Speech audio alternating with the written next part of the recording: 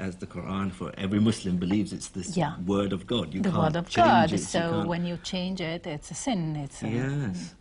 How was it first received, do you think, when it was published? Well, yes, the idea is that the hypothesis is, and I think it's true, that it was an enormous failure from really the business point of view, as the Muslim didn't accept the printing press for centuries, and probably the whole copies of this book were destroyed. So we don't have any other copy. Probably the only one that remained in the Western world is this book. I felt that the failure of this printed Quran to catch on in the Islamic world spoke volumes.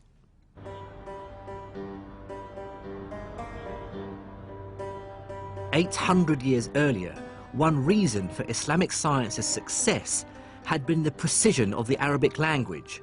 With over 70 different ways of writing its letters and many extra symbols to define pronunciation and meaning, it allowed scholars of many different lands to communicate in a single common language." Now, with the arrival of the printing press, scientific ideas should have been able to travel even more freely. In the West, books printed in Latin accelerated its scientific renaissance.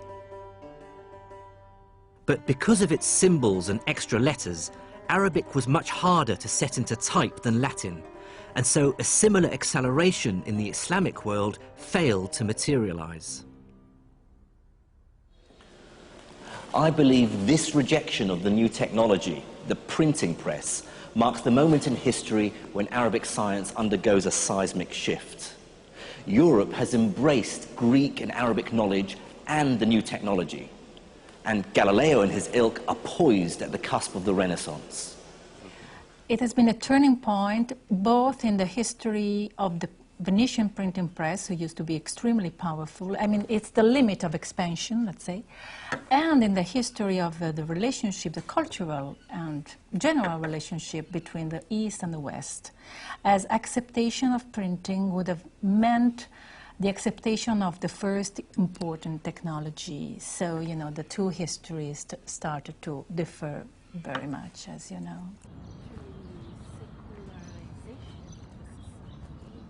This initial rejection of printing was one of the many reasons that caused science in the Islamic world to fall behind the West.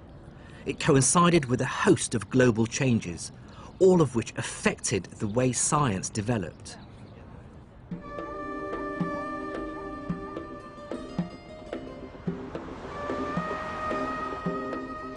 The first and most obvious reason for the slowdown in Islamic science is that the Islamic Empire itself falls into decline from the mid-1200s.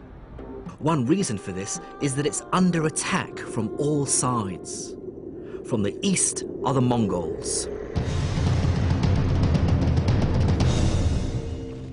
In 1258, they invaded the capital, Baghdad, and it's said that the waters of the Tigris and Euphrates rivers ran black for days with the ink of the books they'd destroyed. But trouble was also brewing in the far west of the empire. Islamic Spain, already fragmented into separate city-states, now faced a new threat, a united and determined onslaught from the Christian north. The Reconquest, as it was called, raged for hundreds of years, but culminated in the 15th century when Ferdinand II and Isabella led an army which forced the last of the Muslims in Granada to surrender in 1492. The Christians were intent on removing every last vestige of Islamic civilization and culture from Spain. In 1499, they ordered the burning in this square in Granada of all Arabic texts from Granada's libraries, except for a small number of medical texts.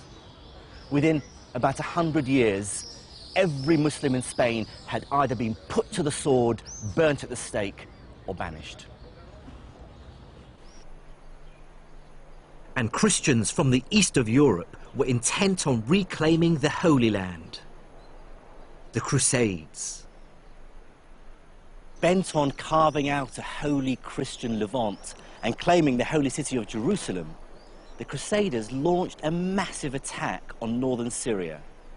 They quickly captured this castle and turned it into one of their strongholds. Then, with ruthless and missionary zeal, they marched on Jerusalem. And as the empire fought with its neighbours, it collapsed into warring fiefdoms. The Mamluks, slaves who originally belonged to the state of Egypt, became its leaders. The Bourbon Almohads ruled Morocco and Spain in the 13th century, and the north of Syria and Iraq splintered into a series of city-states. But for many historians of science, the biggest single reason for the decline in Islamic science was a rather famous event that took place in 1492. That year, the entire political geography of the world changed dramatically when a certain Christopher Columbus arrived in the Americas. I explain it with the phenomena of the discovery of the New World in 1492. The immediate result is that you got immense amount of gold and silver coming to the royal houses of Europe at the time, and all the adventurous empires and royal houses of the time who were setting colonies all over the world. And science always follows the money. As the 16th and 17th centuries came and went, that money, power, and hence scientific will moved through Spain and Italy and on to Britain. By the 17th century, England, sitting at the centre of the lucrative Atlantic trade route, could afford big science. And that ultimately explains why the greatest book in world science, Sir Isaac Newton's Principia Mathematica, the book that ultimately explains the motion of the sun, the moon, and the planets, was not published in Baghdad, but in London. It was necessary for him to have data of astonishing accuracy gathered from across the world. Global inventories of numbers, observations, positions. The heights of tides, the positions of comets and planets, the rate at which pendulums beat. It's a global project. It's big science. And many of those observations, many of those mathematical models were, of course, models initially developed by Islamic astronomers in Egypt and the Near East and Central Asia. But there's a final twist in the tale.